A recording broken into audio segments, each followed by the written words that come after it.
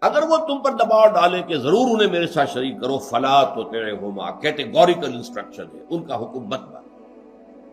لیکن یہاں ذرا خلا ہے جو کہ سورہ لقمان میں جو ہے اس کو پر کیا گیا۔ پھر کیا کریں؟ آیا بالکل قطع تعلق کر لے ماں باپ کے ساتھ؟ نہیں، فرمایا یہ نہیں۔ وہاں فرمایا فلا تطعہما وصاحبہما فی الدنیا معروفا، پھر بھی ان کے ساتھ دنیا میں بھلے طریقے کے ساتھ گزارا کرو، آخر والدین تو ہیں۔ اگر وہ اب غریب ہو گئے ہیں، بڑھاپے کو پہنچ گئے ہیں، اما یبلغن عندک الکبر احدہما او کلاہما فلا تقل لہما اف، چاہے وہ کافر ہیں، مشرک ہے، کچھ بھی ہے، ایک بات میں تو ان کی کہنا نہیں ماننا، شرک نہیں کرنا ہے، توحید پر ڈٹے رہنا ہے۔ اور شرک کو اور توحید کو محدود معنی میں نہ لیجئے۔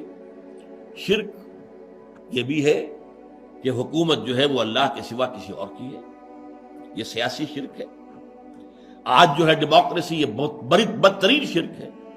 وی are sovereign, sovereignty of the people, شرک بدترین۔ ساورن صرف ایک ہے، سروری زیبا فقط اس ذات بے ہمتا کو ہے، حکمراں ہے ایک وہی، باقی متعال حاضری۔ تو یہ شرک جو ہے اس کو صرف اس معنی میں نہ سمجھیے، اس کو پورے وسیع تصور میں لیجیے۔ اسی طریقے سے اب اللہ کا حق یہ ہے کہ اللہ کے دین کا بول بالا کرو، اس کے لیے جد و جہد کرو، قربانیاں دو۔ والدین کہتے مت کرو، یہاں بھی ان کا کہنا نہیں مانا جائے گا۔ والدین کہتے نماز مت پڑھو، نہیں، کہنا نہیں مانا جائے گا، نماز پڑھنی ہے، یہ فرض ہے اللہ کی طرف سے۔ یہ تو در حقیقت اللہ کے حقوق ہے۔ اللہ کے حقوق پر اگر والدین ڈاکہ ڈالتے ہیں تو آپ کہنا مت مانیے۔ ہاں یہ کہ ویسے ان کے ساتھ حسن سلوک، ان پر خرچ کرنا، اور اگر کہنا بھی ہے کہ ابا جان یہ کام میں نہیں کر سکتا، لجاجت سے کہنا، ابا جان یہ اس معاملے میں آپ کی بات نہیں مان سکتا، امی جی میں نہیں مان سکتا آپ کی بات، اللہ کا حکم ہے، اقامت دین کی جد و جہد مجھ پر فرض ہے، اور مجھے اللہ کے یہاں جا کے جواب دہی کرنی ہے اس کو، لہذا اس معاملے میں تو میں آپ کی بات نہیں مان سکتا۔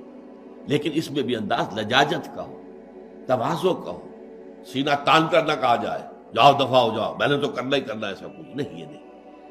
وہاں تو فرمایا گیا ہے ولا فلا تقل لهما اف ولا تنهرهما، ان کو جھڑکو مت، اف تک نہ کہو۔ یہ پہلو اپنی جگہ پر ہے، یہ سورہ لقمان میں ہم پڑھ چکے ہیں، یہاں اس کی وضاحت نہیں ہے۔